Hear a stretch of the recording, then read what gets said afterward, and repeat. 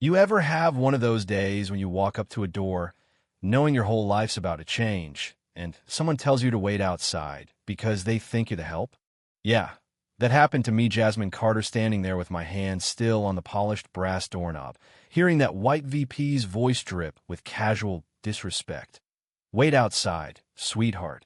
The cleaning can wait.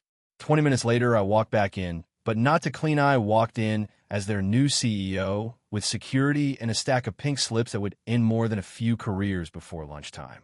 If you're listening to this thinking, no way, she turned the tables on a whole room full of arrogant execs, buckle up, because this isn't just my story, it's a masterclass in corporate justice. So before I get into the real heat, let me know in the comments where you're watching from, and if that intro hit you, hit that like. Now let's rewind, because you need to know how a girl from Oakland, raised by a single mother working 3 jobs, ended up taking the boardroom by storm. My mom, Elaine, used to say, "They'll tell you what you can't do 1,000 times. Your job is to show them what you can do just once." That was my battle cry growing up. I pushed through AP classes, worked part-time jobs, and when guidance counselors told me to set my sights on community college, I applied to Harvard instead. Got rejected, naturally, but I didn't let it garrote an appeal so fiery that Harvard offered me a partial scholarship. You know what I mean? Even there, I was the anomaly, one of maybe 4 black women in a class of hundreds. Professors mixed up our names, study groups forgot to include us, recruiters nodded and moved on. But I had grit.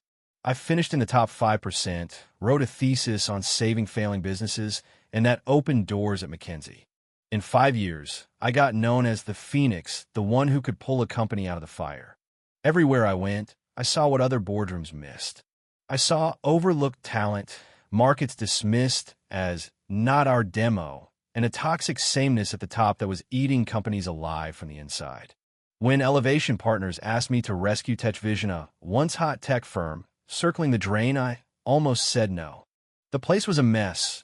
Toxic culture, failed launches, and, as I'd soon find out, discrimination so casual it was practically policy. The offer was wild.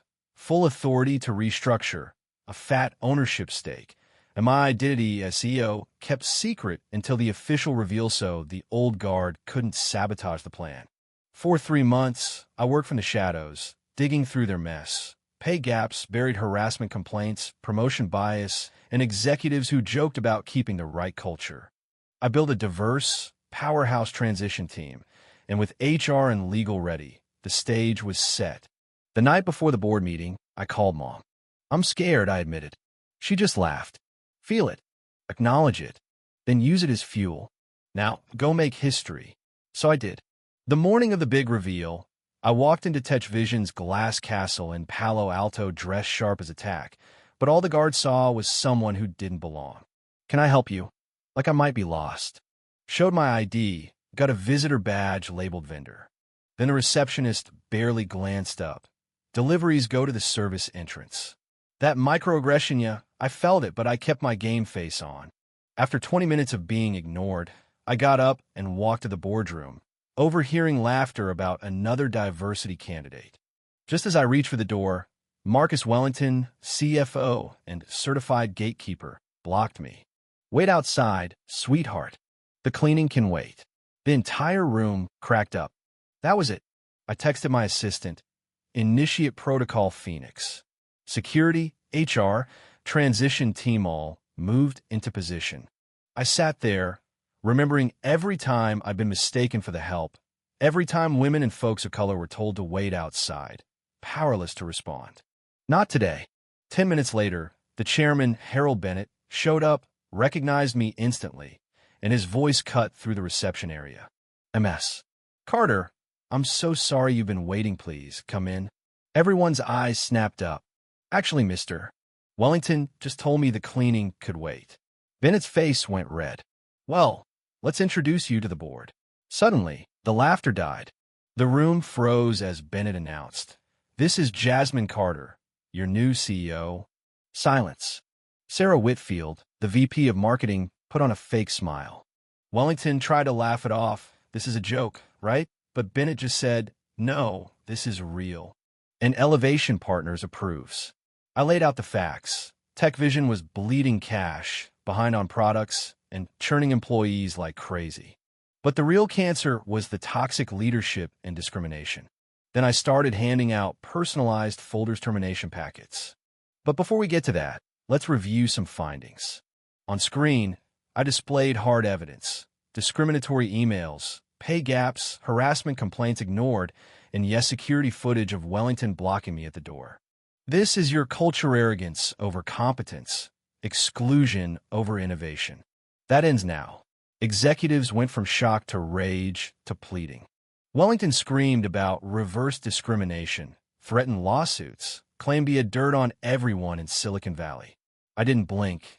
Your contract golden parachute is voided by the moral turpitude clause, and your access is already revoked. Security will escort you out. Any breach? We'll sue. Each exec got their turn one, tried to threaten clients would leave with him. I had already spoken to them. They were eager for real change. By the end, the boardroom emptied one by one, security at their heels, while Bennett just whispered, "You're fearless." No, I told him, I'm scared as hell, but courage is acting through it. Next came the department heads, anxious, watching. I told them the truth. Toxic culture, discrimination, financial peril, but also the chance for rebirth. I introduced a new, diverse interim leadership people overlooked for years and told the team, my door's open. We build this together. Within hours, reports of old harassment poured in. I ordered an anonymous hotline. Outside counsel no more cover-ups. News spread like wildfire. The TechVision purge made headlines, stock dipped, rumors flew. Wellington raged in the lobby. This is a diversity takeover. But the world saw the contrast. His meltdown, my calm. Clients called, worried. Old execs tried to sabotage us, even leaked code and planted stories in the media.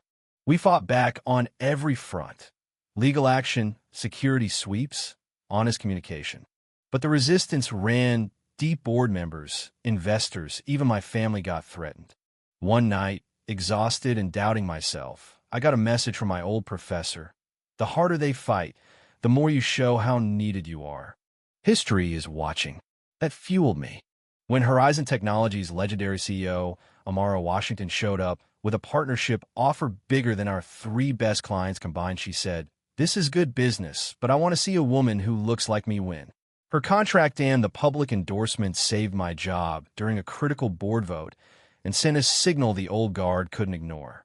A year later, I stood on stage with the CEO of the Year award.